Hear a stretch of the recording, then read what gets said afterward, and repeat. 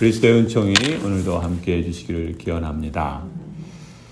시편 75편은 아삽의 시라는 표제에 있지요. 아삽의 시로서 하나님께 감사와 찬송을 올려드리는 감사의 노래입니다.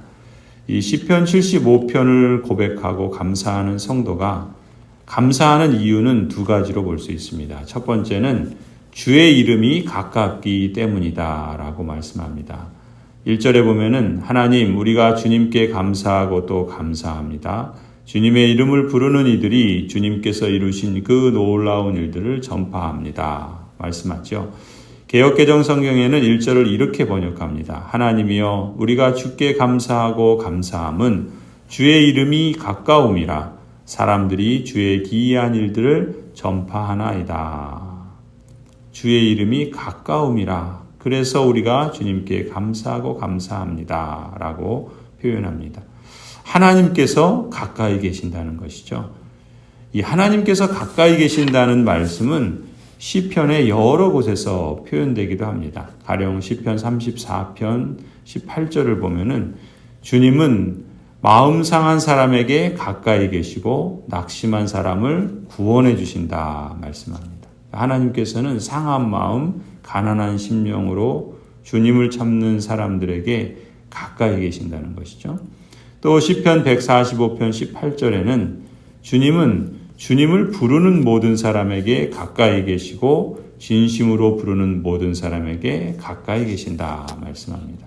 다시 말해 하나님께서는 주님을 부르는 모든 사람, 즉 진심으로 간절히 기도하는 사람에게 가까이 계신다 말씀하시죠. 또 시편 65편 4절은 이 사실을 더 선명하게 이렇게 표현합니다. 주님께서 택하시고 가까이 오게 하시어 주님의 뜰에 머물게 하신 그 사람은 복이 있는 사람입니다. 그러므로 우리는 주님의 집, 주님의 거룩한 성전에서 온갖 좋은 복으로 만족하렵니다. 하나님께서 택하시고 가까이 오게 하신 사람, 주님의 뜰에 머물러 있는 사람, 그 사람은 복이 있는 사람이다 말씀하죠. 이렇게 상한 심령으로 또 주님의 위로를 찾고 가난한 마음으로 주님의 부요한 은혜를 간구하는 오늘 이 예배의 자리 또 기도의 자리가 하나님께서 가까이 하시는 복을 경험하는 자리가 되기를 바랍니다. 오늘 여러분이 일상을 살아가는 가정이나 일터가 그 일상의 자리를 하나님을 가까이 하는 임재의 자리로 삼으실 수 있기를 바랍니다. 두 번째로 이 시편 75편을 고백하는 성도가 감사하는 이유는 하나님께서 정하신 때가 되면 공정한 심판의 때가 오기 때문이라. 공의로우신 하나님께서 공정하게 심판하실 때가 온다. 그 사실 때문에 감사합니다 라고 고백하는 것이죠. 2절 3절을 보면 이렇게 말씀합니다.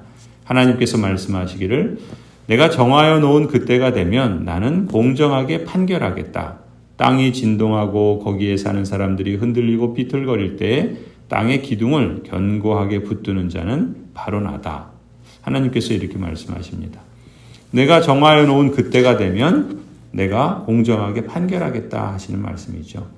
그래서 3, 4절을 보면은 목을 뻣뻣하게 세우고 오만한 자들, 교만한 자들 그러한 사람들을 하나님께서 심판하실 때가 온다라고 말씀하고 있습니다. 그때가 되면은 7절에 오직 재판장이신 하나님만이 이 사람들을 낮추기도 하시고 저 사람들을 높이기도 하신다라고 말씀합니다.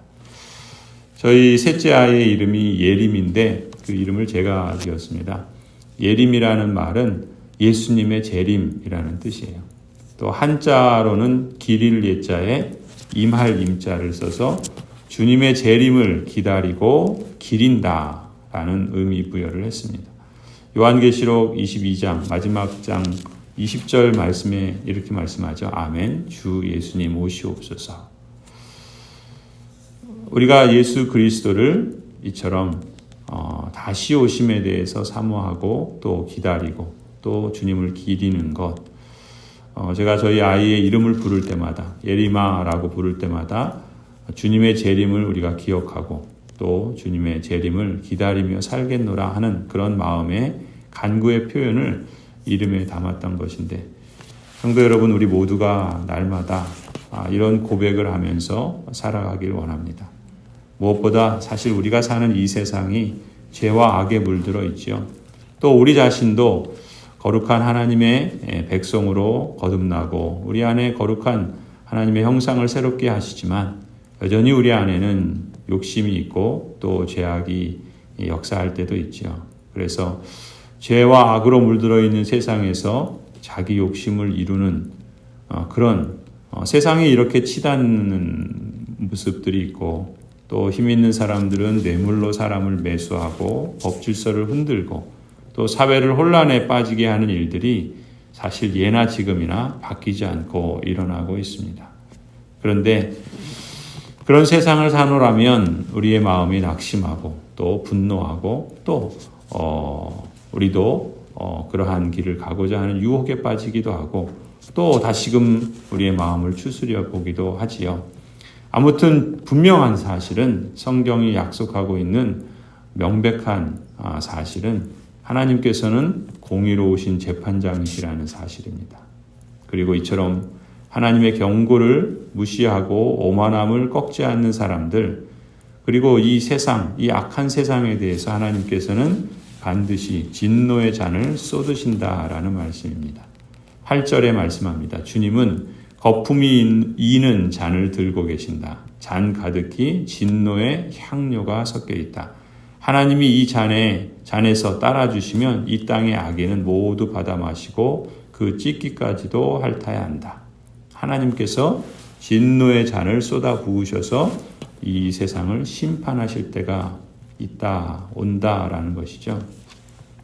또 우리가 기억해야 할 것은 또 하나 성경이 말씀하고 있는 분명한 사실은 뭡니까? 우리가 지난 주일 예배 때 마가복음 14장에서 본 것처럼 주 예수 그리스도께서 바로 이 진노의 잔을 마셨다는 것이죠. 이 진노의 잔을 마심으로 하나님께서 택하시고 부르신 언약 백성들, 요한복음 표현대로 하자면 그 이름을 믿고 영접하는 사람들에게는 구원의 은총을 베풀어 주신다는 사실이죠.